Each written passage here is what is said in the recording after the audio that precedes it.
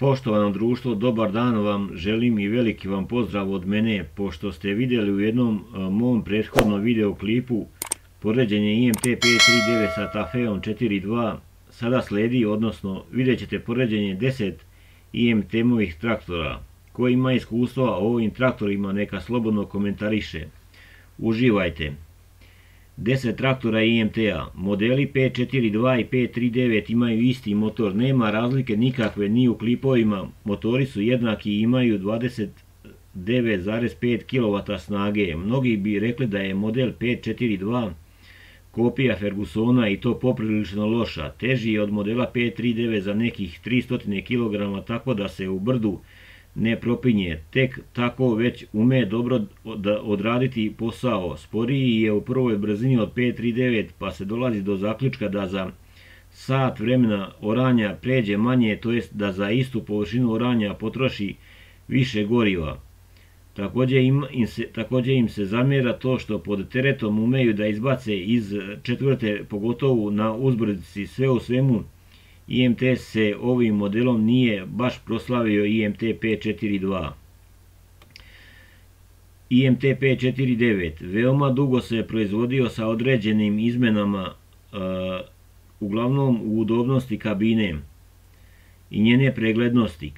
Kasnije od njega nastaje model 550 koji je imao motor Perkins, kogod ga je imao hvalio ga je, što se može reći za skoro sve lakše traktor IMT-a, težak oko 2,3 tone, dobar za oranje i pre sađenja voća po suvom, po mokrom zemljištu, po blatu. Peta brzina dolazi do izražaja prilikom transporta. Sve u svemu dobar traktor, jednostavan i pouzdan, za te pare uvijek je bio jedan od boljih u ponudi. 549 IMT.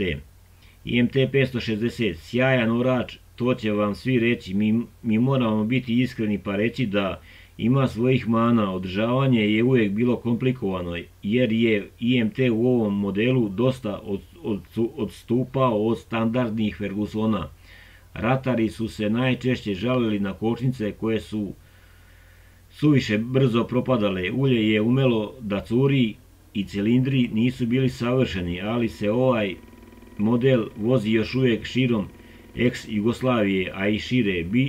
Bitnih razlika u odnosu na 558, osim kabine, naravno, zaista nema IMT 560. IMT 540.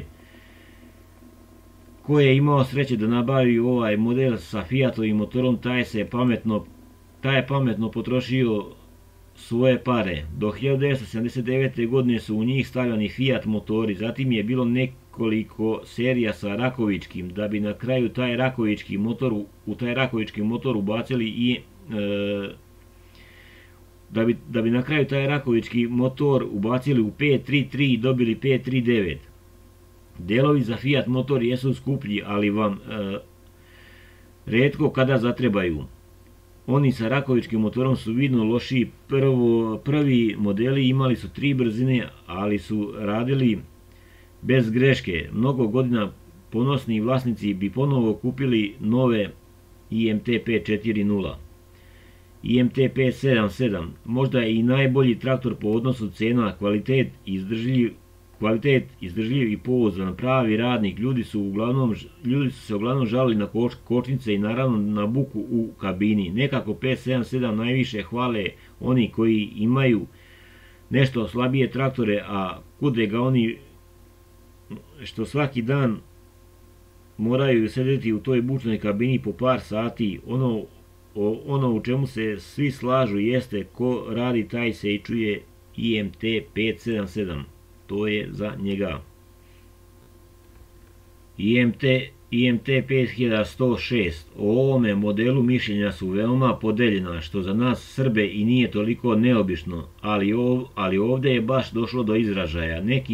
Dok jedni hvale jednostavnost mašine gdje su sve popravke i delovi prilično jeftini, i dok mu hvale besprekoran motor, drugi ga pljuju zbog preslabog diferencijala koji ne odgovara ovoj veličini traktora i prevelike lenjosti koja je tu kao posljedica velike težine traktora i ne tako jakog motora.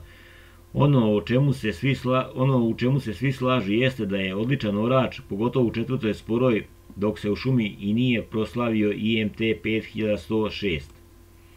IMT 5360. Ovaj i model 5500 su dva traktora o kojima smo najmanje podataka našli. Retko se može naći u privatnom vlasništvu pojedinca, prvenstveno zbog cene koju je svojevremeno imao, a i zbog činjenice da običan ratar retko za njima ima potrebe. Prejak V12 motor u ovom divu imao je za cilj da ore nepregledne njive ravnice poput onih koje su posjedovali PKB, odnosno Poljoprivredni kombinat Beograd i slični kombinati. To je IMT 5360, IMT 5500. Svojevremeno najjači traktor u Evropi u serijskoj proizvodnji razlikovao se od 5360 u samom motoru, dok je 5360 imao 12V motor, 5500 je imao 12V BI turbo za svaku stranu motora po jedan. I koliko smo čuli, ti motori su bili Mercedesove proizvodnje. Ono što se zamjeralo kod oba modela jeste da su bili idealni za oranje po suvom, a da im je blato predstavljalo problem zbog njihove težine i da snaga diferencijala nije pratila snagu motora, te su sami motori bili dužeg veka od ostatka traktora. Pitanje je i koliko su bili obučeni ljudi upravljali njima. Ali o tome tek nismo stručni da govorimo. Sve u svemu, kada su ovi gorostasi proizvedeni na linijama teških traktora, IMT je bio na svom vrhuncu. To je IMT 5500, IMT 533. Legendarni IMT 533 model je postao ikona seoskih imanja širom ex-Jugoslavije, jer je bio osnovna alatka svakog domaćina. Uklopio se u koncept širenja industrializacije u drugoj polovini 20. veka. Rađen je po licenci Massey Ferguson, dok su motori rađeni po Perkinsovoj licenciji. I vrlo brzo je ovaj laki traktor postao opšte prihvaćen u narodu. Imao je motor od 35 konjskih snaga, veoma pouzdan i dugotrajan traktor koji je neretko dostizao 4000 radnih sati, a bilo je slučajeva sa 6000 radnih sati pa i više. To je IMT 533. IMT 539. Najprodavaniji model IMT-a. Glavna razlika u odnosu na 533 jeste motor od 39 konjskih snaga, te je bio nešto snažniji i nešto teži od 533. Sa neznatnim razlikama u dimenzijama, gde god da krenete nailazit ćete na ovaj model. On je neprikosnoveni vladar srpskog sela koji i pored svoje vremešnosti odbija da ode u penziju. Kako je IMT sada u stečaju i praktično njegova proizvodnja, ne postoji rezervni delovi i za ovaj i za svaki drugi traktor, postajeće veliki problem.